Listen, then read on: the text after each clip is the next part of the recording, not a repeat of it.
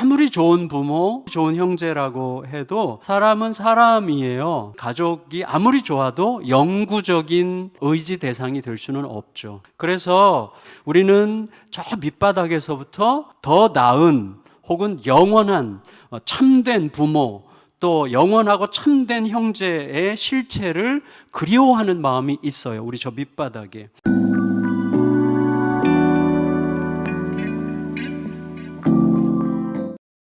예수님께서는 탕자 이야기 비유를 통해서 우리들의 깊은 본질적인 그리움에 대답해 주고 계시다고 할 수가 있습니다.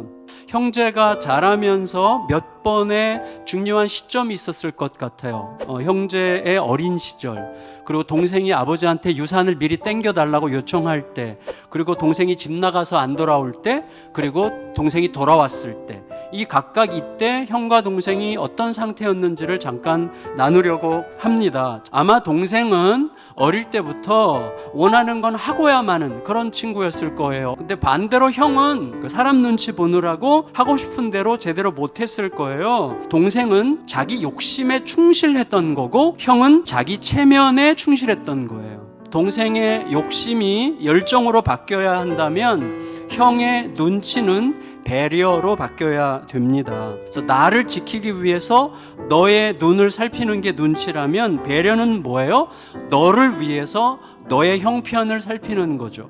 두 번째, 형 입장에서 볼 때 동생이 아버지에게 유산을 막 달라고 떼를 쓰는 그 모습은요, 너무나 무례한 행동이에요. 근데 형이 말렸다는 내용이 전혀 없어요. 이유가 뭐겠어요? 동생의 악행을 방조해서 자기 몫을 미리 자기도 챙긴 거예요. 그러니까 아버지에 대한 존경과 사랑보다는 아버지 재산 물려받는 걸 훨씬 더 좋아했다는 점에서는 동생이나 형이나 똑같아요.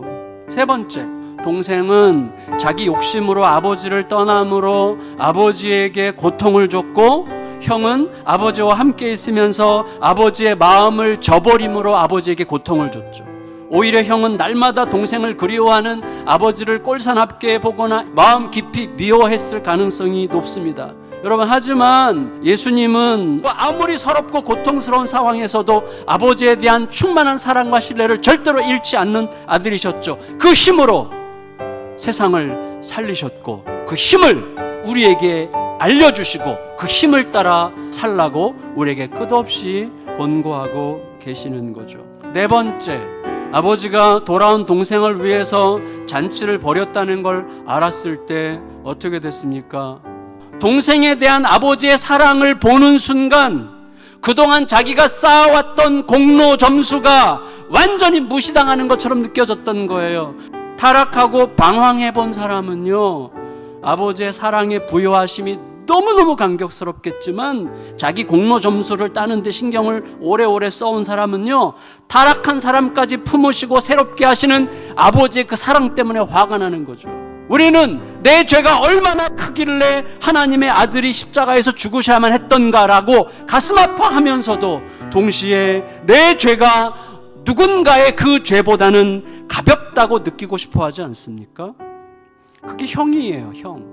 우리는 고민하면서 하나님의 지혜와 공의와 사랑이 어디에서 어떻게 조화롭게 만나야 되는지를 더 치열하게 물어야만 합니다. 결론적으로 아버지를 비난하고 동생을 증오하던 이 형은 그 후에 어떻게 됐을까요? 이 비유의 이야기도 이렇게 열려 있어요. 그래서 우리로 하여금 상상할 수 있게 해주죠. 부디 이 형이 아버지의 사랑이 동생의 모든 죄악보다 훨씬 더 비교할 수 없이 크다고 하는 진실을 깨달았기를 바랍니다. 우리는 참 좋으신 아버지의 사랑을 뼈아프게 깨달은 진정한 동생과 진정한 형이 될 수 있으면 좋겠습니다. 근데 그 길은 너무나 단순하고 명확하죠.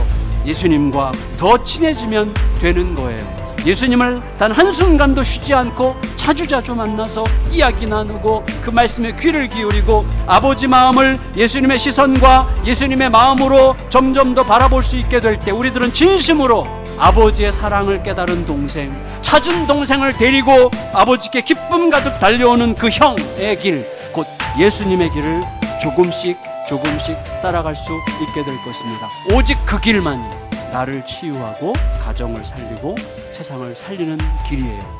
그 길을 가게 하는 그 은혜가 우리 위에 충만히 부어지시기를 예수님의 이름으로 축원합니다.